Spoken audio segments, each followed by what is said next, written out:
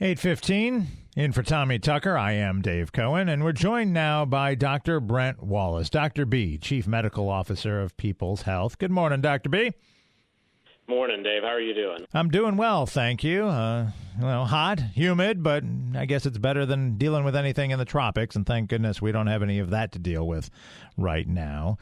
Speaking of hot, there's been a lot of hot talk about vaccines lately. We know that the White House Coronavirus Task Force and the Centers for Disease Control has been telling states to get ready to have their distribution plans for a potential approval of a coronavirus vaccine in less than a month now. Now we have been hearing frequently people saying that it's time to get your flu shot and that we need to make sure that people get their flu shots this year, even with the pandemic raging on. Approximately 50,000 people in America, mostly adults, die each year from diseases that they had vaccines available, but they didn't get them. So let's talk about vaccines. I think the coronavirus vaccine is on top of everybody's mind. So let's start with that. Where are we at in development of that coronavirus vaccine? And what should we take away from the fact that the CDC is telling states that within the next month they should have their distribution plans ready? Sure. So, the COVID-19 vaccine, they started developing earlier this year. It's a mad race, to see who can come up with something that is both safe and effective against the virus. So right now there's over 20 manufacturers that are working on it. And it's more likely that you're going to see the vaccine at the beginning of 2021. I think regardless of when it comes out, states do need to be prepared to distribute it. If you think about it, there's going to be millions of people that need to be vaccinated, hopefully in several months, but it's going to take quite a while to get all those people in and, distribute all of the vaccination, throughout the country. So I think the most important thing for states right now is just making sure that distribution pathway exists and that the advertising is ready to go when it is available. So while we wait on that, we've got to continue with the mask wearing, the social distancing, and everything else they've been telling us about, even if there is a vaccine on the horizon. Yeah, and I think the thing to remember about that vaccine as well is it's been developed very rapidly. We're not going to have a full data set on the effectiveness just because that takes a little bit more time.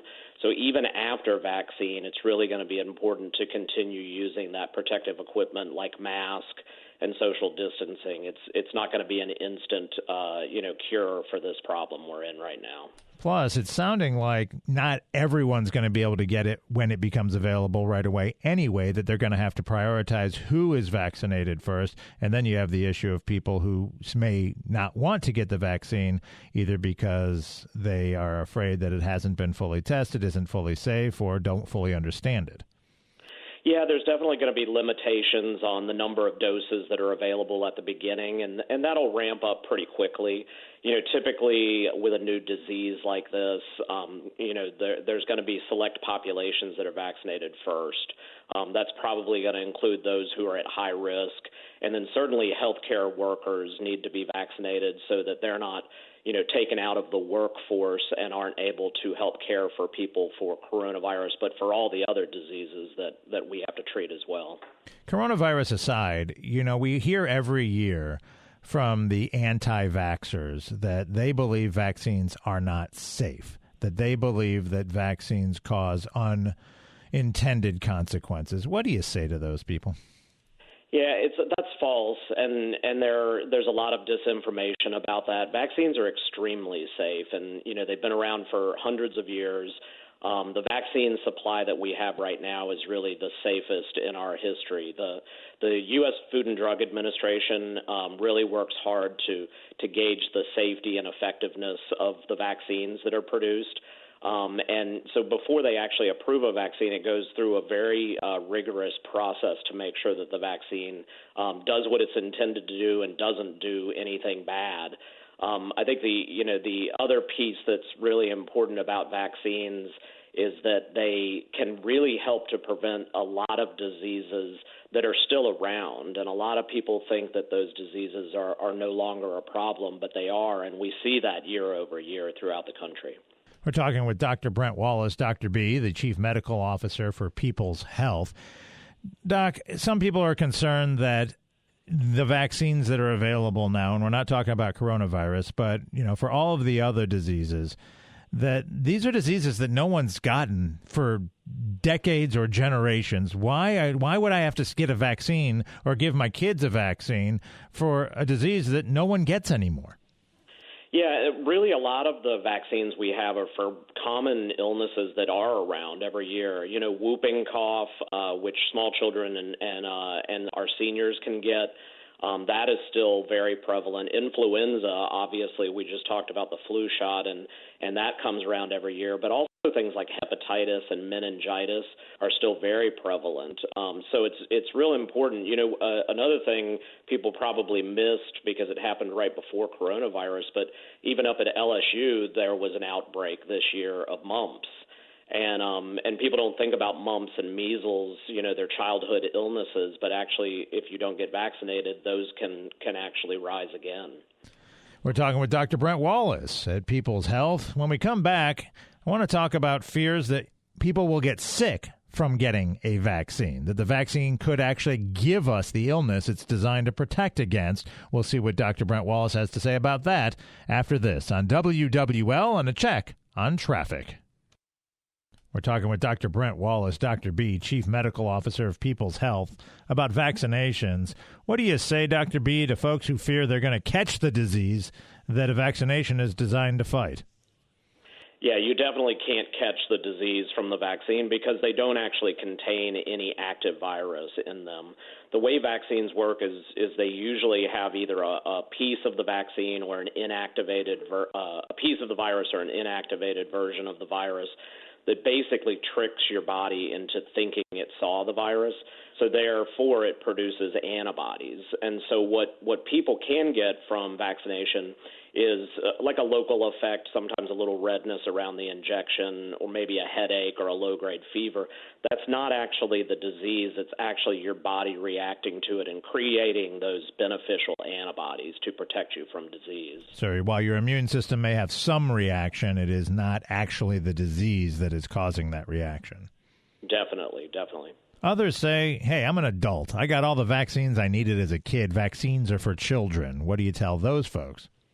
Yeah, I mean, kids do get a whole lot of vaccines as they're growing up, but there's a lot of illnesses that affect people that are over 65. In particular, tetanus and diphtheria are still around. Shingles, which is a reactivation of the chickenpox virus from when you were a child, can be very severe, and there's a vaccine for that. And then flu and pneumonia are very common in the over age 65 group, and we've got vaccines for both of those. So those are very important things to talk to your doctor about. Can you get the shingles virus after you've already had shingles?